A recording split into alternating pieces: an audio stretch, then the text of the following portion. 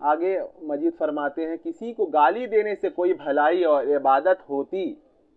دیکھیے کیا کیا یہ بزرگوں کی مطلب یہ سوچ ہے اور کیسی ان کی جو ہے عمیق نظر ہے کہ کسی کو گالی دینے سے کوئی بھلائی اور عبادت ہوتی تو ابو جہل اور ابو لہب کو گالی دینا جو نصوص قرآن کے مطابق ملعون اور مردود آدمی ہے اس امت کا وظیفہ ہوتا.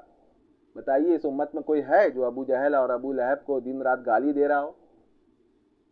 ہم نہیں دیتے، لیکن ہم جانتے ہیں کہ وہ ٹھیک نہیں وہ ہے نا. تو ایسے جن پہ قرآن جو ہے نص سے کہ بھائی یہ بالکل مطلب صحابہ کرام کی یہ لوگ دشمن تھے، حضور کے دشمن تھے ہے نا، لیکن ہم تبرہ اور وہ سب وہ چیز نہیں کرتے. لیکن صحابہ کا آتا ہے تو وہ وہی وہ کرنا ہم ضروری سمجھتے ہیں. یہ کیوں؟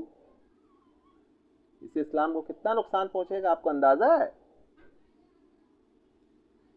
مردود آدمی ہے، اس امت کا وظیفہ ہوتا اور اس کے ضمن میں بہت سی نیکیاں حاصل ہوتی ہیں. گالی دینے میں کون سی بھلائی ہے؟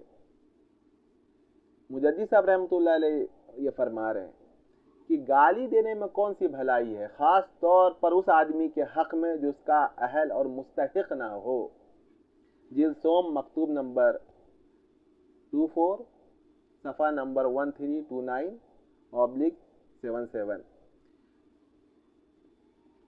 یہ سلسلہ جو اہل سنت والجماعت کا عقیدہ خاص طور سے صحابہ کرام کے تعلق سے کیا ہے وہ مکتوبات امام ربانی کے حوالے سے جو ہے آپ حضرات کے سامنے جو ہے وہ پیش کیا جا رہا تھا.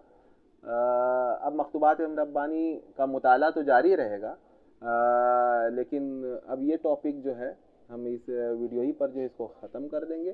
اگر ضرورت محسوس ہوئی جس طریقے سے ویڈیو دھڑلے سے جو ہے بنائے جا رہے ہیں یوٹیوب پر ہیں اور میں نے نام بھی لیا کچھ حضرات کا، تو اگر ضرورت محسوس ہوئی تو پھر جواب